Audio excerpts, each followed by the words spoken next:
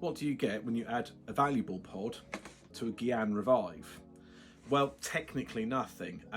What you're supposed to do is you're supposed to add a valuable pod to an old Gyan, but those don't really get printed anymore. So I had two of these.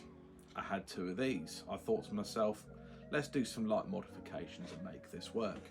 Now, what I would like to say is that if you do follow any of the steps in these next few clips, do so at your own risk. I'm not going to take any responsibility if you cut the wrong thing, shave the wrong thing off and it all falls apart. I would just like to put that out there. But if you are interested on how to get the valuable pod to fit a Gyan Revive and make a Gyan Vulcan, then these next few clips are for you. Now, I will apologise in advance. I did film these after work over a few nights, and yeah, I am a little bit tired in places, so I might be a little bit rambly. But without any further ado, let's get into the video and see what we did. So I want to make a Gyan Vulcan using the valuable pod and the Gyan, but what I didn't know was that it actually requires the original Gyan, which has a peg coming out rather than the poly cap and a ball joint. So that's the ball joint that actually goes into the shoulder. So my plan is, as you can see here, there's like a bit of a raised section, get it to focus, a raised section in there with the hole. So my plan is that I've shaved that down and I'm going to cut a little notch into here so that it can kind of slide over. So if this works, you'll see that next. So I think this is going to work. So you see I've cut out a notch there. I've shaved it down a little bit because obviously that ball joint's got to go in. I might just try shaving that down a little bit more because the whole assembly kind of snaps on over to the arm anyway. So I don't know if I'm going to take that off completely or not, but that does affect it kind of going in to the shoulder a little bit. But I think it's going to work, which I'll show you.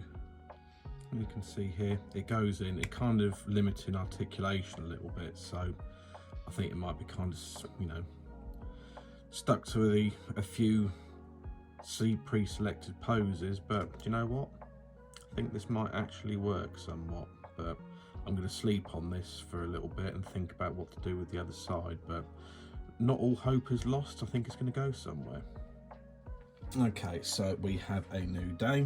As you can see, I've built the torso up of a new Gyan because over here is my original one, but where the ball joints for the shoulders don't fit properly in, it actually stretched out the poly cap. So the new poly caps from this one are now into my normal Gyan, which I'll put back on the shelf. So this is going to be my Gyan Vulcan. So the hands that came with the Vulcan pod kit, because obviously this one has black, grey and blue hands, these don't fit because again it's pegs instead of ball joints. So I've got the original hands, I've just gone over them with a Gundam marker. To be honest with you, they're probably going to need a second coat. Obviously everything is just test fitting at the moment. Obviously we have done the same as we did on the right hand shoulder, we've done onto the left hand one there. Obviously the brand new head is on, so now it is time to work on the backpack.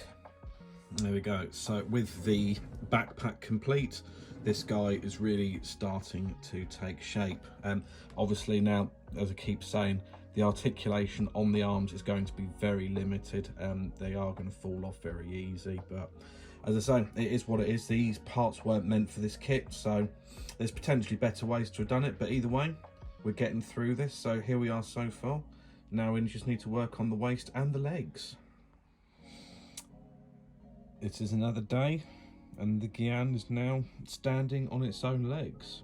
So that's nearly the end of this little project. I've just got some panel lining to do and some nubs to do. The right hand arm is actually holding in a little bit better now. I think I just knackered the poly cap. This is the one that I took off. I actually went into my parts bin.